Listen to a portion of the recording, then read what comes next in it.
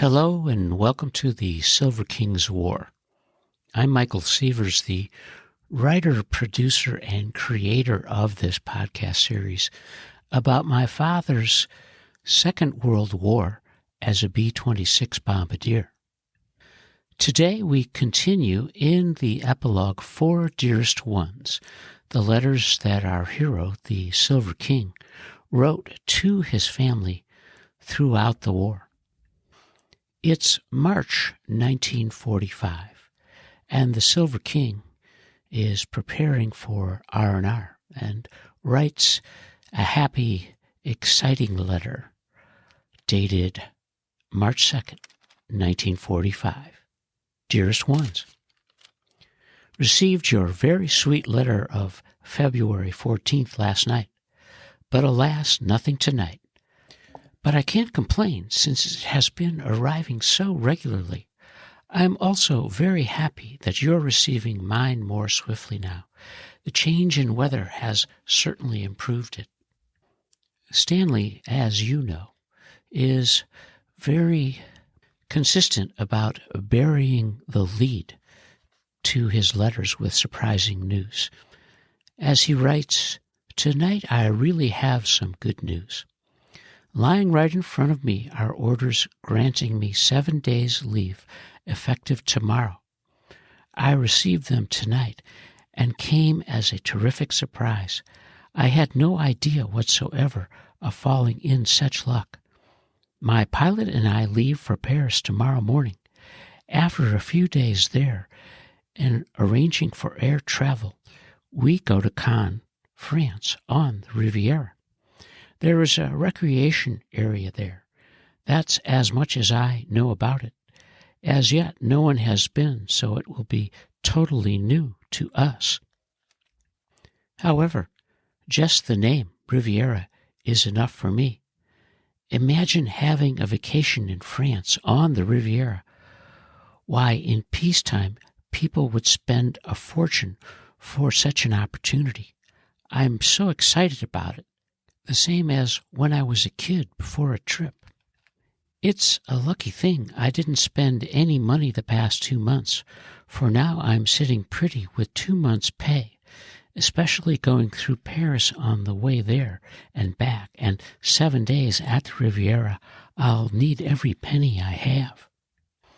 The only trouble is that my clothes need cleaning badly, so I'm hoping there will be facilities for it there. My next letter will be from the Riviera, but if you don't hear from me for a while, you'll know I'm having too good a time to write. The weather was beautiful today. It should be very nice on the Riviera, maybe warm enough to go swimming, as I hope, and I have 14.5. I'll write you all about it, or as much as I remember. Please stay well and not too lonesome. Love to Ida. I love you and miss you, Stan." Our hero, the Silver King, is thrilled to be visiting Paris and the Riviera. He's packing, worried about his clothes, and getting ready for a significant week.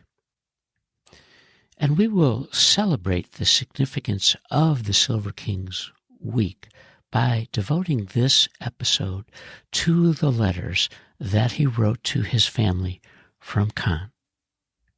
The Silver King's Cannes letters were written on American Red Cross stationery, and the first, which is a page and dated March 10th, 1945. "Mother, my dearest, I'm a little late, but I want you to know I haven't forgotten your birthday. There are so many things I could say, if only I could see you to say them. My heart is with you, my dearest one, and truly it is overflowing with love and devotion. And with this love and devotion, I wish you, mother dear, the very happiest of birthdays. I wish you life everlasting of health, happiness, and joy, which, being the sweetest person in the world, you so justly deserve.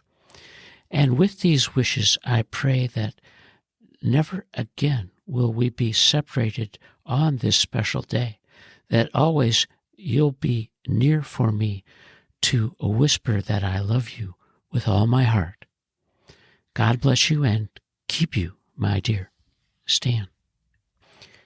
Each time I read this love letter that the Silver King wrote to his mother, Sarah Bell, I'm amazed at the depth and the breadth of his feeling for her.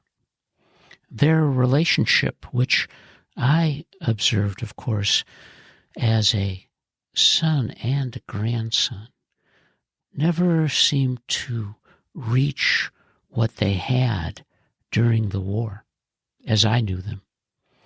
Of course, they were thousands of miles apart as I was growing up.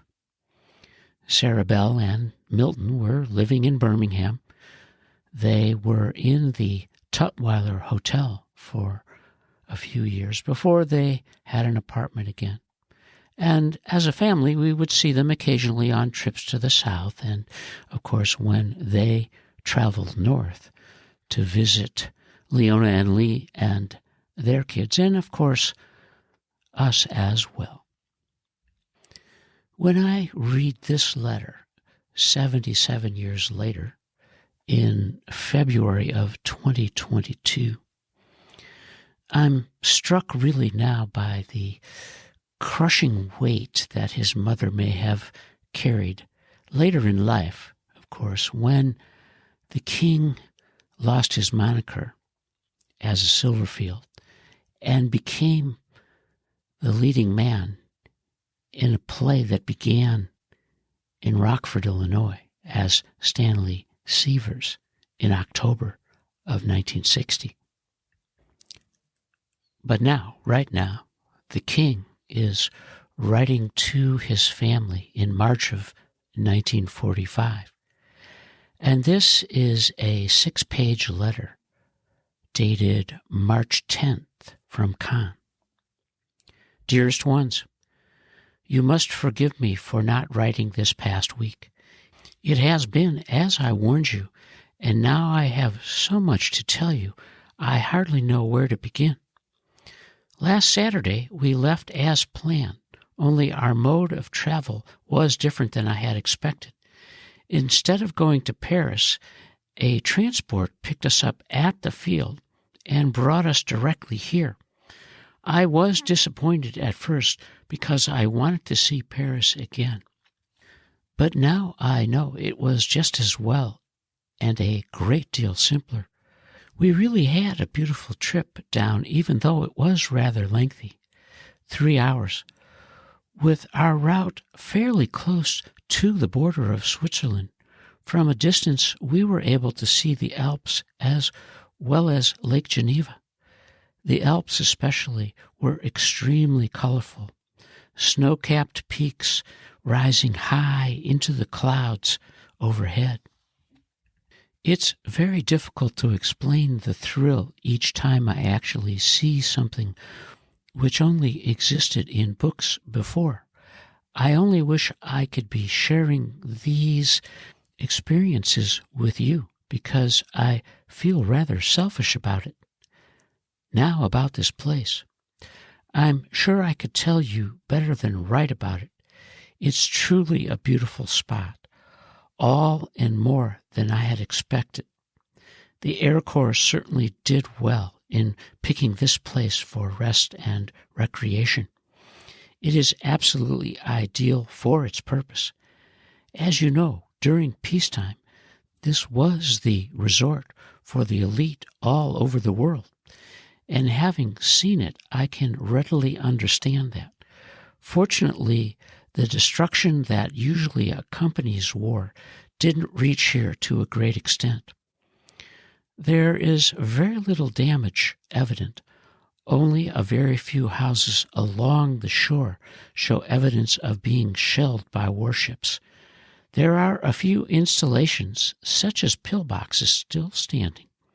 But it is easy to see that this wasn't a well-defended area. It must have been taken with very little resistance.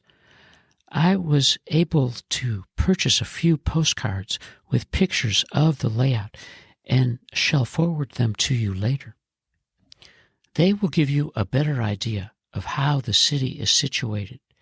It is built practically on the same order as Miami. All the nice hotels are along the beach, while the city itself is behind.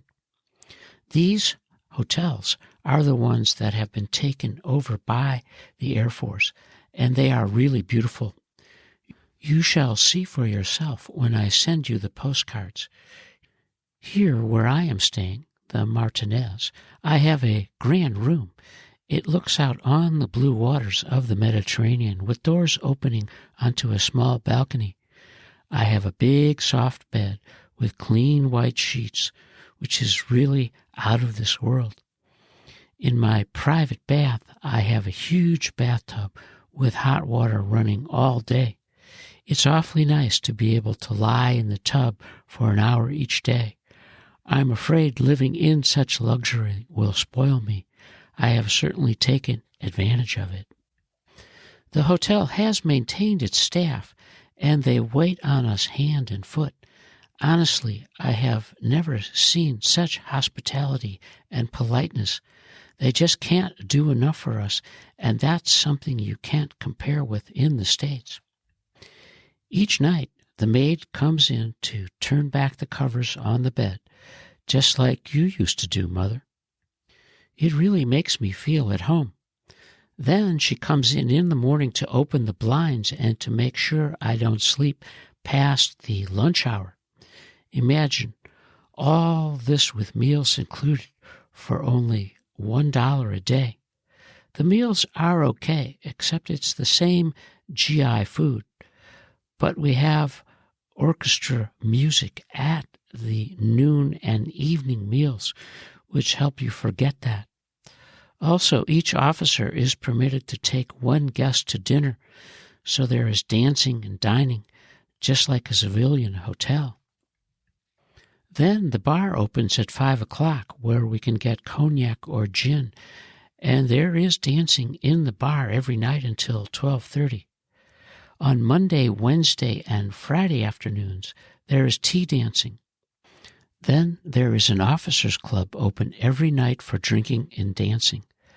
The club used to be the best nightclub in town, so it's a ritzy place and perfect for us. Besides these, there is still dozens of other clubs in the city. So, you see, there is plenty to do here at night. During the day is when we rest and relax. The first few days we attempted to do some shopping, but the prices are exorbitant.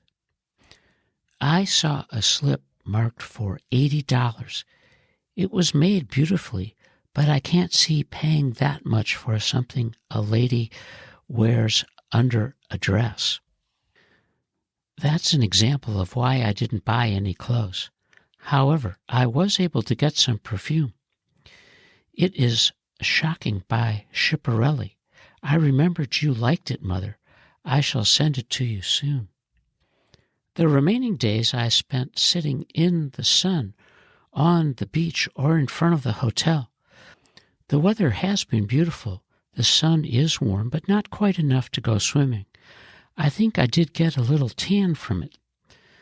Something else that's nice is the Red Cross snack bar, which is open during the day, where we can get coffee and cake. I wish you could see how the French women are dressed. The styles and fashions are much better than what I remember in the States. A great many of them are blondes, and the favorite hairdo seems to be an upsweep, with most of it in big curls above the forehead. They really do it up nice. Costume jewelry is predominant also. I've seen some beautiful rings and earrings, but the prices they pay are out of my reach. Then, of course, there are the ones in slacks with fur coats, just as you would see in Miami or on Michigan Avenue. However, They don't seem to be as popular here, which is just as well. Most of the people speak remarkably good English, too. That is especially true in the shops. Even so, I have had to use my French quite often, and it has improved a lot. In fact, I can converse very freely now. We have been waiting all day for a plane, but it looks like we'll be here another night. I hope they forget to send after us. It won't make me mad. While here, I've met a lot of guys who I haven't seen since Columbia. It seems half my class is stationed in Italy, and some have already gone home. Maybe if I had remained in the B-25s, I would be on my way home also. I think I've covered just about everything. If I haven't, you ask me and I'll answer as best I can. I'll write again when I get back to the field, which will more than likely be tomorrow. I do hope you're well and taking care of yourselves. I've missed your letters. That's the only reason I'm anxious to get back. Love to Ida. I love you and miss you, Stan. The Silver King's detailed and flowing writing reflects his version of a 6-page love letter to the French Riviera. And of course, I think it's fair for us to try to read between the lines. He was a young man, 21, who would be 22 in April, just a month away. With every reading of this letter, I imagine the king enjoying one of the best weeks of his entire life. And it's certainly possible that his time on the Riviera included meeting a woman, perhaps French, maybe from Paris, who became a passionate lover of the king's for a certain time during Stanley's War.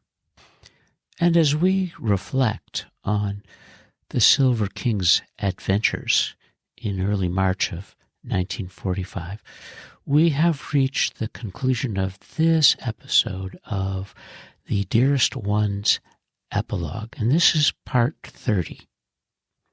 And you are listening to the Silver King's War.